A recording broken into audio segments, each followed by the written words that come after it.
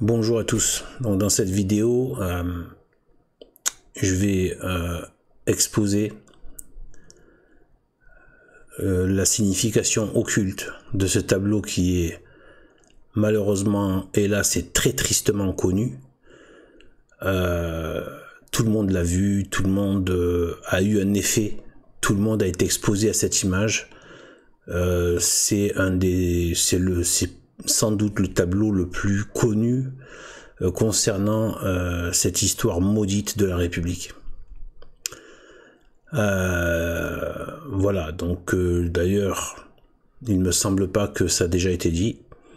Peut-être que d'autres l'ont dit, à d'autres endroits, peut-être dans un livre qui n'a jamais été lu, que sais-je, j'en sais rien. Mais en tout cas, personnellement, je l'ai vu comme je vois ce genre de choses dans l'occultisme, dans les choses occultes. C'est par inspiration, ça m'a été donné de comprendre ce que c'est. Et après, c'est venu petit à petit. Je sais que c'est sensible, comme vidéo, comme sujet. C'est sensible parce que je vais vous dire ce qu'il y a dedans. Et en fait, c'est ça les diaboliques, hein. Évidemment, donc derrière ces soi-disant républiques athées, soi-disant, ça laisse vraiment présager et augurer du satanisme qui a accompagné cette révolution et qui est toujours aujourd'hui, donc il y a même le pouvoir aujourd'hui encore, et on en voit tous les fruits de mort toxique, de destruction de la France, de destruction du peuple français, de destruction surtout le plus important, donc de la religion catholique, la vraie.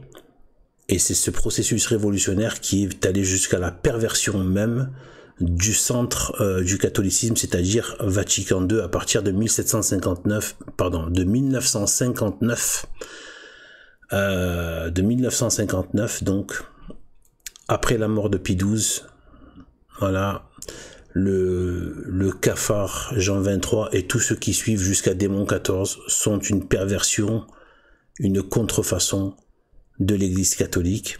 Ce n'est pas l'Église catholique, c'est devenu un bordel à ciel ouvert. Ce n'est pas du tout l'Église catholique, c'est justement cette même force révolutionnaire rebelle à Dieu qui a pris la forme maçonnico-gauchiste, gaucho-maçonnique.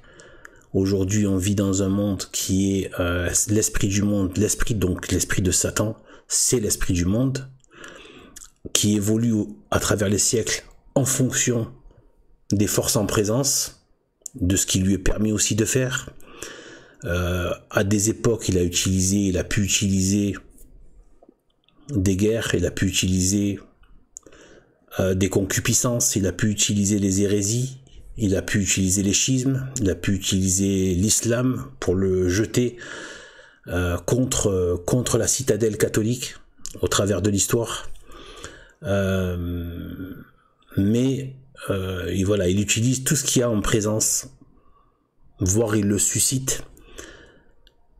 Il a utilisé la révolution, la maçonnerie, le protestantisme qui a engendré la franc-maçonnerie talmudique.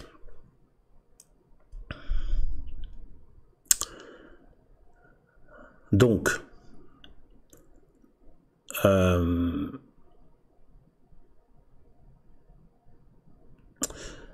en fait, ce qu'il y a dans cette image, c'est gravissime.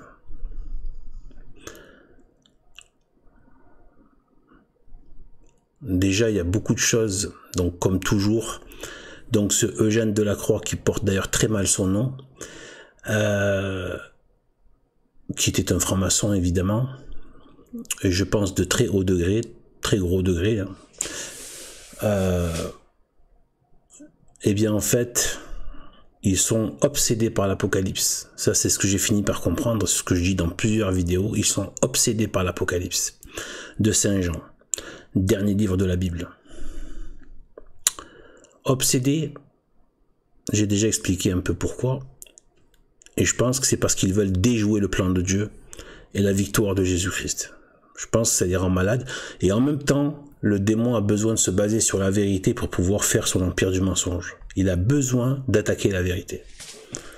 Le mensonge en lui-même n'est rien, c'est juste le néant, il n'a aucune force. Voilà.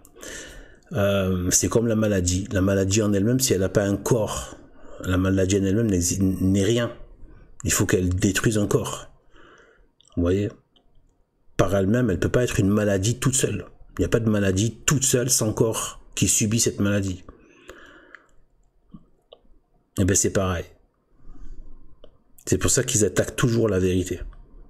La réalité même. Parce qu'ils ne sont que mensonges. Et donc, comme leur père qui est le diable. Tous, hein, je ne parle pas que des talmudites, tous, loin de là d'ailleurs. Tous les maçons, tous les gauchistes, communistes, tous les athées, tous les militants, toutes les sectes anticatholiques aussi, pseudo-gnostiques, etc., de l'ésotérisme, tous ceux qui sont là en train de haïr l'église catholique. Et en tête d'eux, il y a les modernistes, donc les faux catholiques qui occupent aujourd'hui l'institution catholique, ce sont nos pires ennemis. D'ailleurs, parmi eux, il y a justement des faux, évidemment. Des faux, des maçons, des gauchistes, des communistes, des sectes de toutes sortes. Des Rose-Croix, de tout, c'est le bordel. Voilà. Donc en fait, déguisés en pseudo-prêtre catholique, pseudo-évêque, pseudo-cardinule, pseudo-pape. Donc aujourd'hui le siège est vacant, on est un peu comme un peu comme les catholiques dans l'Empire païen, ou les juifs de l'Ancien Testament avec justement qui ont été emportés chez les païens dans les 70 ans d'exil à Babylone. Voilà. Donc je pense que c'est ça, et donc ils avaient plus le temple, etc. Je pense qu'on est dans un cas similaire. Même si pour moi, on est dans les temps de la fin. Voilà. Donc, qu'est-ce qu'il y a dans cette image? Eh bien en fait, c'est gravissime. En fait, ici c'est le Christ. Ici. Ici, c'est le Christ. Et je vais vous dire tous les signes qui vont dans ce sens. Alors déjà, il y a une espèce de nudité. Et il est souvent déjà de nudité. C'est étrange ici qu'il soit nu. Une espèce de nudité sur la croix.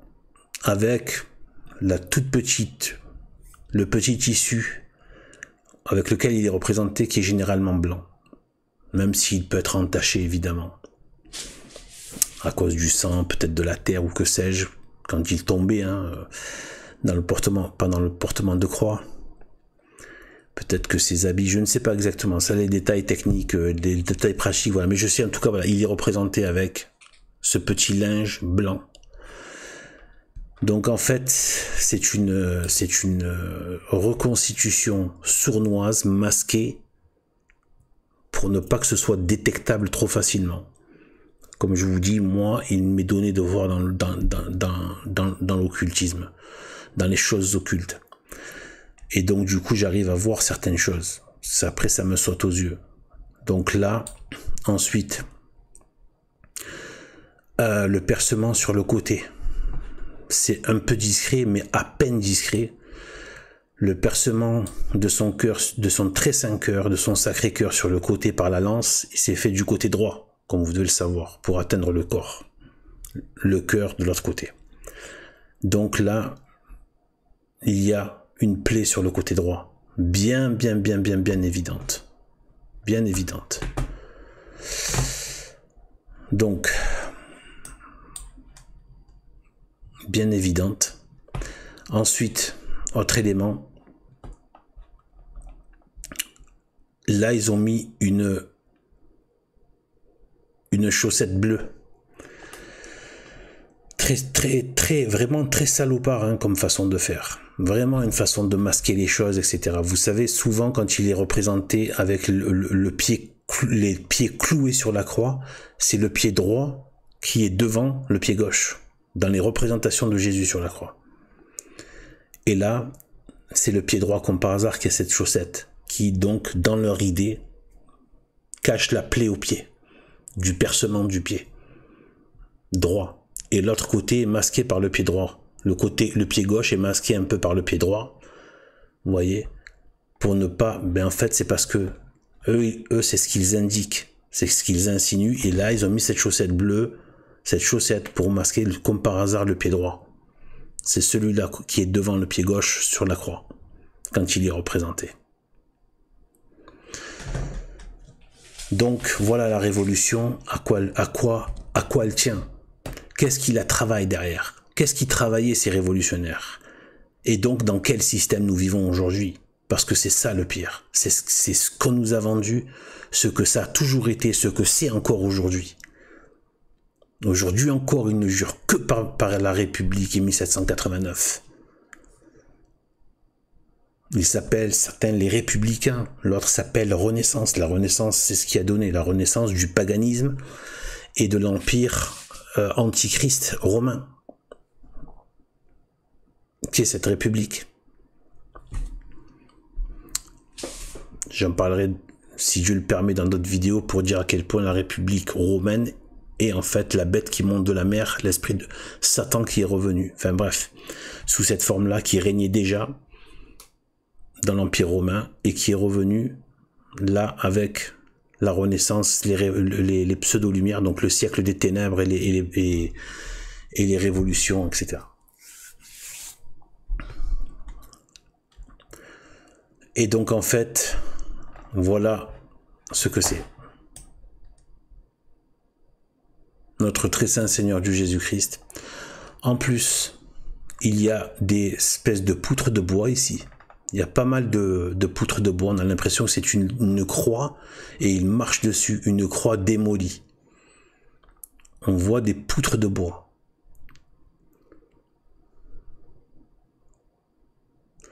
Et des pierres. À mon avis, les pierres qu'il y a, sur lesquelles il marche, c'est la destruction de l'église. C'est la destruction de l'église. Pierre, Saint-Pierre, la pierre et le roc sur lequel est bâtie l'église, qui est Jésus-Christ, mais le symbole de la pierre, des cathédrales de l'église. Donc tout cela est foulé aux pieds. Que représente le reste? Même si je peux revenir sur notre très saint Seigneur Dieu Jésus-Christ, même si dans cette image, ce n'est pas notre très saint Seigneur Jésus-Christ, mais vu qu'ils y font référence, moi j'en parle comme ça. Mais là, c'est juste leur dessin, eux. Voilà. Et bien, en fait, donc, qu'est-ce qui se passe dans l'image? En fait, donc là, il y a donc, je vous disais, ils sont obsédés par l'Apocalypse. Il y a 7, à mon avis, ça fait référence aux 7 rois. Les 7 rois de l'Antéchrist. Donc dès le commencement de la République, à s'en tenir à mon analyse, à l'analyse qui m'est venue, dès le départ, le but, c'est le règne de l'Antéchrist. Donc là, ce sont 7 rois. Les 7 rois duquel sort l'Antéchrist, qui est lui-même un des 7 rois, et qui est le 8e roi, mais qui est un des 7 rois. Il est un des 7, puis après, une fois que les 7 sont passés, il revient. Enfin, il est le 8e, mais il avait déjà été roi auparavant. Mais il est une 2e fois roi, parmi ces 7. Et il est le 8e du coup. Même si en tout, il n'y en a que 7. On va regarder. Pourquoi je dis qu'il y a les 7 rois? Regardez.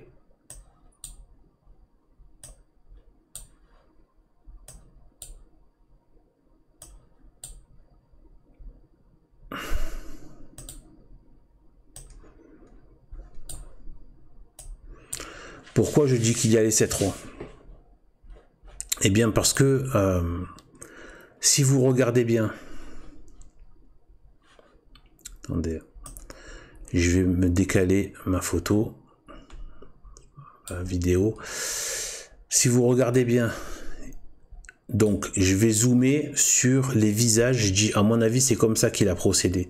Pour faire ressortir les 7 rois, j'ai compté le nombre de visages qu'on peut distinguer, Il y a l'air d'y avoir toute une foule, mais en fait, les visages qu'on peut distinguer, les voici. Vous voyez, donc il y a ici, celui-là, celui-là, celui-là, celui-là, celui-là, celui-là. Et celui-là. Ouais, celui-là, celui-là, celui-là, celui-là, celui-là, celui-là et celui-là. Ça fait 1, 2, 3, 4, 5, 6, 7.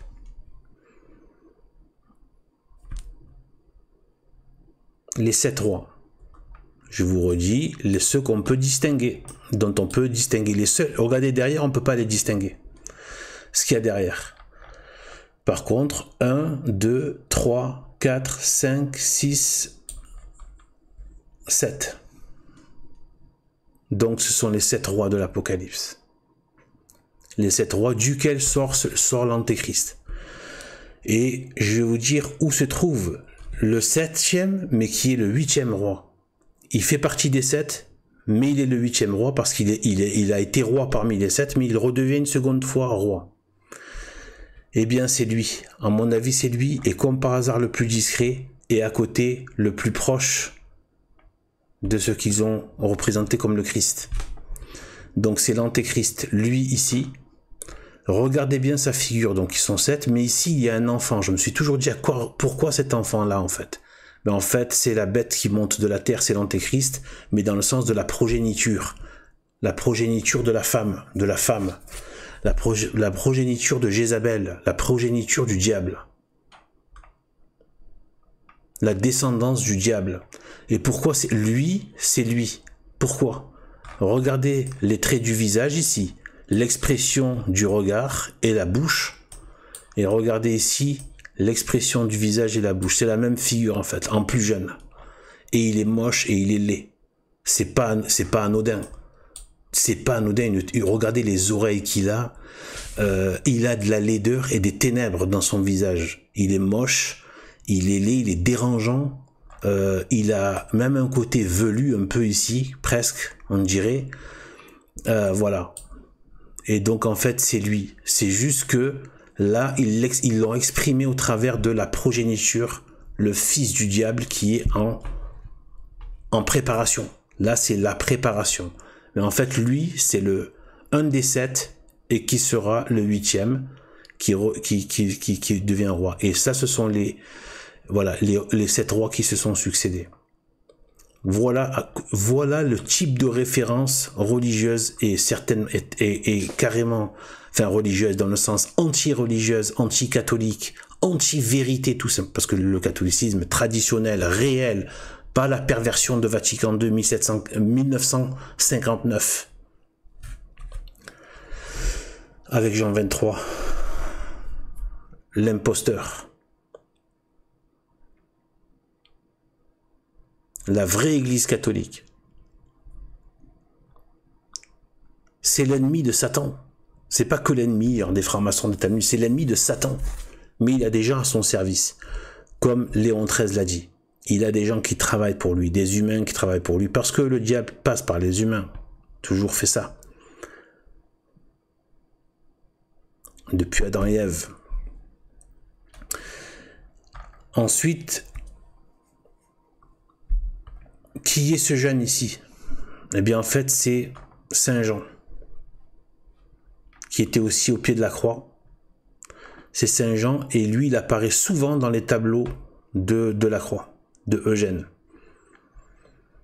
Il apparaît souvent, celui-là. Et en fait, c'est Saint Jean qui le représente, donc celui qui a écrit l'Apocalypse sous la révélation de Dieu, de Jésus-Christ directement, sur l'île de Patmos. Et donc, c'est Saint Jean. Et en fait, elle, c'est Jézabel. Et dans leur perversion, donc c'est un blasphème, c'est une insulte, c'est une crasse, c'est une souillure, c'est une attaque, et une attaque blasphématoire à Saint Jean l'évangéliste, auteur de l'Apocalypse, après Dieu bien sûr.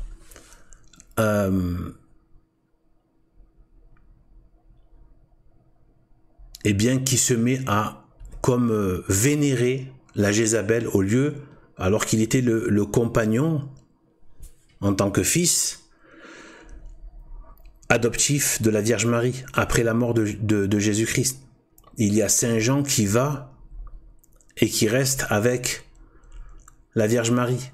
Et là, ils ont mis Saint Jean qui, à la mort de Jésus-Christ, se tourne vers la Jézabel de la République, qui porte en elle la mort parce qu'elle a des armes, elle porte en elle la mort, la révolte, l'impudicité, avec la poitrine dénudée autour d'hommes, etc. Donc c'est la Jézabel qui est censée remplacer donc la Vierge Marie. Et d'ailleurs, comment ils l'ont appelée, cette Jézabel? Je veux même pas le prononcer parce que mais vous le savez, le nom de cette Jézabel de la République, je veux même pas le prononcer. C'est un nom sacré. Moi, je le prononce pas. Je le prononce pour la très sainte Vierge Marie. Là, je le dis de bon cœur. Ça, le nom qu'ils ont donné, ça fait partie justement, c'est pour vous montrer le niveau de perversion qu'il y a derrière et qu'il s'agit bien de cela. À cette Jézabel, ils ont donné le nom de la pure, la sainte, elle et sa mère. Voilà. Les prénoms de elle et sa mère.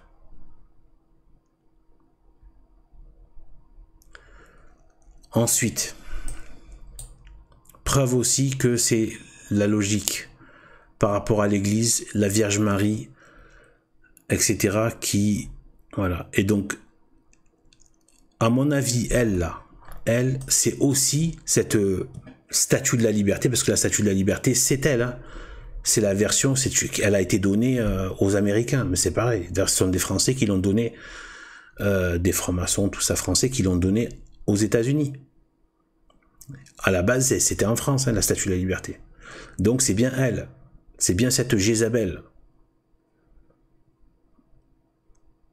Si vous savez ce que ça représente aussi, je le sais, je l'ai vu, ce que ça représente, la statue de la fausse liberté, avec les diableries qu'il y a dedans, c'est hallucinant. Les insultes au Christ qu'il y a dedans, c'est hallucinant. Les insultes au Christ. Et ils sont vraiment dans une démarche guerrière. De toute façon, ça transpire en plus dans ce tableau.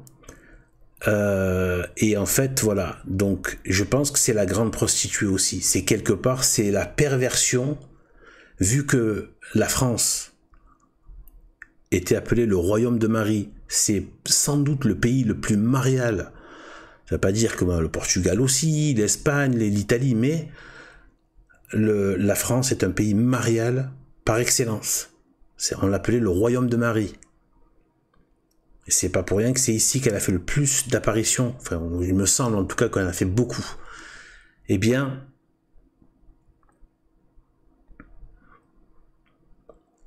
il y a la perversion de l'Église. À mon avis, c'est ce qu'il visait déjà dès le départ. C'est-à-dire ne pas en rester à la France et Paris, mais d'aller carrément pervertir et faire la révolution dans Rome. C'était déjà dans les papiers, à mon avis, depuis le départ. Ça a toujours été ça. Donc, c'est pas une petite affaire. Les modernistes, Vatican II, toute l'ordure qu'il y a maintenant, l'ordure de Belzébul qu'il y a maintenant au Vatican.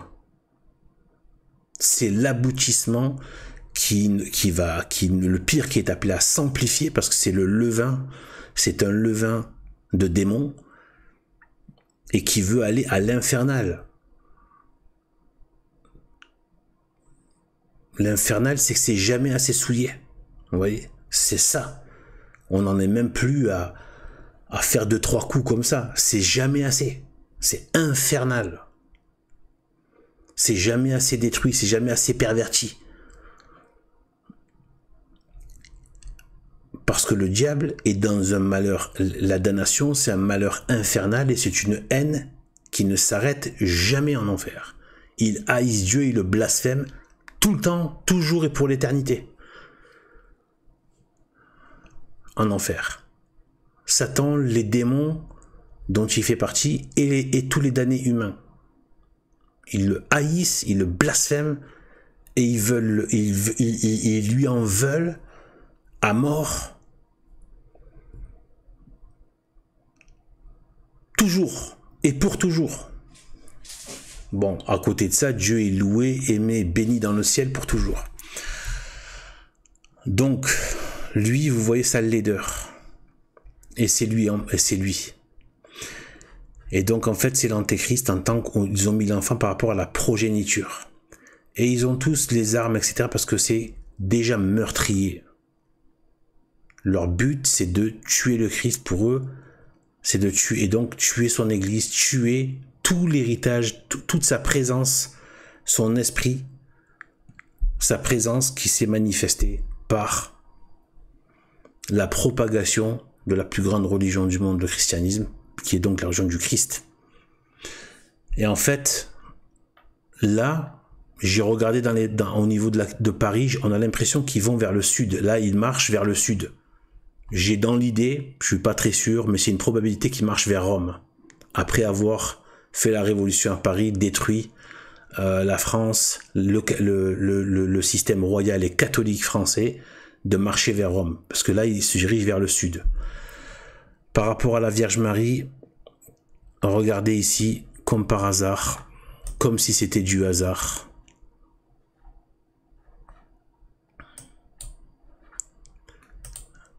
C'est Notre-Dame de Paris qu'il y a derrière, et regardez, on a l'impression qu'il y a un feu qui émane de là. Donc on a l'impression presque que le feu brûlait Notre-Dame de Paris était déjà un rêve de ces fils de Satan. Et regardez ce qu'ils ont fait, la preuve qu'ils veulent en découdre avec l'église catholique, regardez. Personne ne le voit parce que c'est minuscule, il faut zoomer. Il y a quelqu'un qui fait le triomphe comme cette puante Jézabel ici, avec le drapeau de la République, et là, regardez, au-dessus de quoi, comme par hasard, de Notre-Dame de Paris. Au lieu saint du catholicisme, dans le monde même. Maintenant, vous allez me dire, qui sont ces deux hommes? Eh bien, à mon avis, ce qui m'a été donné de comprendre, c'est que ce sont les deux témoins de l'Apocalypse qui feront des misères à l'Antéchrist. Et là, évidemment, ils sont montrés comme étant vaincus. Comme étant vaincus. Vous voyez? Donc ici, on voit un corps, le haut du corps et le deuxième. Et vous savez que les deux témoins de l'Apocalypse, théoriquement, en tout cas, les pères disent que ce serait Enoch et Élie. Personnellement, j'ai un petit doute. Peut-être que ce sera Saint Jean, l'évangéliste, et Élie. Mais là, c'est qu'une petite opinion personnelle. Et j'ai des raisons de le dire. Peut-être qu'un jour, j'en parlerai dans une vidéo.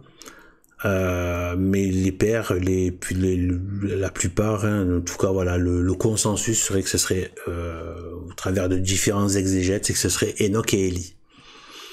Donc Enoch et Élie, les deux témoins, comme par hasard, de l'Apocalypse, qui s'opposeront à l'Antéchrist, etc. Et là, il les montre tués, vaincus à côté du Christ. Vous voyez? Donc, Saint Jean l'évangéliste, Saint Jean qui a écrit l'Apocalypse, les 7 rois, l'Antéchrist ici, avec l'image de cette progéniture qui est en formation, et ils ont la même tête, donc c'est bien lui et lui, méchant, mauvais et laid, ténébreux, et juste derrière lui, en plus, il y a Notre-Dame de Paris, le siège, vraiment le centre de la chrétienté parisienne, de Paris, de la France,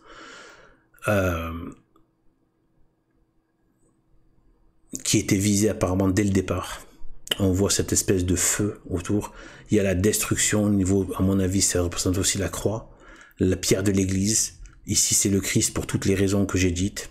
C'est bâtard ce qu'ils ont fait et qu'ils ont exposé. Donc, imaginez un peu les liens de démons qu'a contracté la société. Si les gens se demandent pourquoi ça devient aussi hideux et qu'il y a une immigration aussi dévastatrice. Vous imaginez un peu comment cette république et tous les gens qui ont fantasmé là-dessus, qui ont dit oui à ça, et je suis même certain que beaucoup de gens qui écoutent même cet audio, beaucoup diront, ben tant mieux. C'est très bien qu'on soit débarrassé de tout ça. Parce que le peuple est devenu franc-maçon lui-même. La franc-maçonnerie n'a jamais eu pour objectif de rester dans les loges. Mais c'est de se diffuser de façon masquée, mais quand même de se diffuser. Du coup, les gens sont devenus des maçons, sans s'en rendre compte. Maçon, gauchiste, c'est pareil, c'est la même lèpre, c'est le même esprit du monde. Vous voyez, c'est le même esprit de révolte contre Dieu, qui prend différentes formes, mais c'est le même esprit. Mais là, les formes principales, c'est gaucho-maçonnique, voilà, athéisme, pseudo-scientifique, voilà, au travers de toutes les perversions du wokisme, etc. Donc, la République, etc. Donc, voilà ce que je pouvais dire.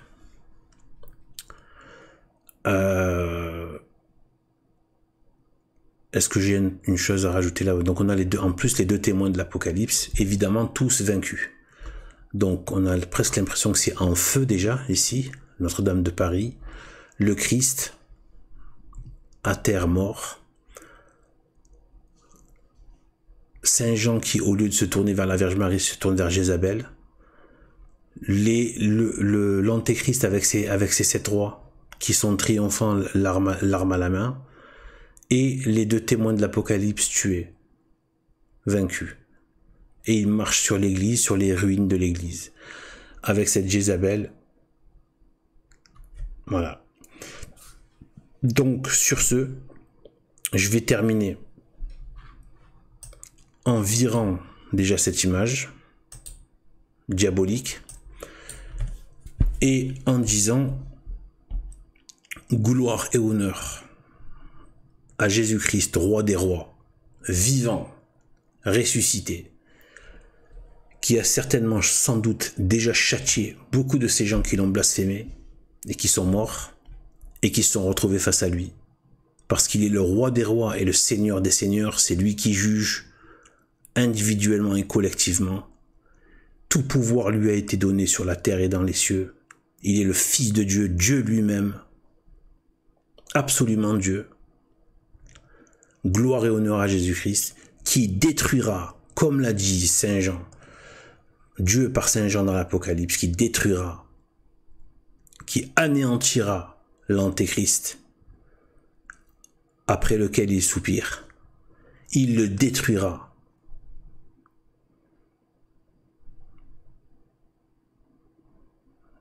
Juste par le souffle de sa bouche, par une parole. C'est dire à quel point c'est minable en face. Il n'y a rien. Dieu est tout puissant. Il n'a pas besoin d'une simple parole. Simple pensée. Il le tuera. Et il l'enverra en enfer. Avec son père qui est le diable. Et gloire et honneur à Dieu le Père, Dieu le Fils, Jésus-Christ, le Verbe incarné, Dieu, le Saint-Esprit, gloire et honneur à la très sainte Église catholique avant sa perversion Vatican II, mais qui est toujours vivante au travers des lignées valides de prêtres, c'est des vacantistes, et des fidèles catholiques traditionnels, intégraux, qui ne lâchent rien de la foi catholique. Elle est toujours vivante, même si elle est réduite à peu de choses. Et envers et contre ces rats, gloire et honneur à la très sainte Vierge Marie.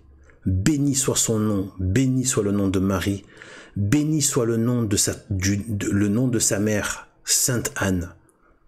Si vous voyez pourquoi je dis ça.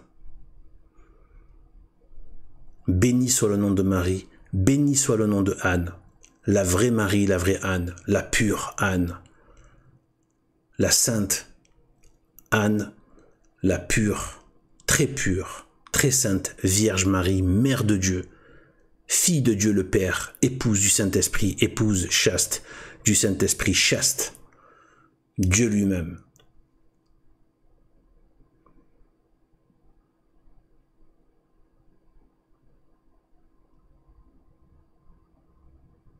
Gloire et honneur à tout le sacré catholique qui a déjà vaincu. Sur ce, que Dieu nous bénisse. Gloire au nom de Jésus-Christ. Gloire à son règne. Et à bientôt, si Dieu veut.